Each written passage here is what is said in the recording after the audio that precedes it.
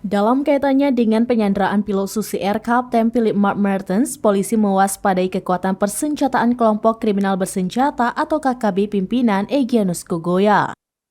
Demikian hal itu diungkapkan Kapolres Nduga AKBP Rio Alexander Panelewen berdasarkan foto dan video yang disebarkan KKB Papua itu.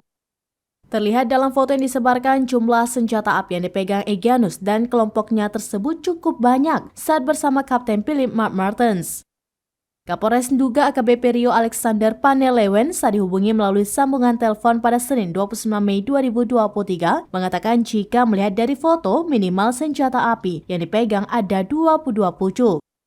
Rio mengakui selama ini ia belum mengetahui pasti berapa jumlah senjata api yang dimiliki oleh Egyanus dan kelompoknya. Hanya dari beberapa aksi penembakan aparat keamanan mengetahui beberapa jenis senjata api yang mereka miliki seperti Minimi dan GLM. Karenanya ia menegaskan kepada seluruh jajarannya untuk meningkatkan kewaspadaan karena suatu saat Egyanus dan kelompoknya sangat mungkin menuju distrik Kenyam. Selain itu, Rio mengaku sudah berkoordinasi dengan seluruh aparat keamanan yang ada di Kenyam untuk mempersiapkan langkah antisipasi apabila Egyanus dan kelompoknya betul-betul mencoba mengganggu keamanan di Kenyam.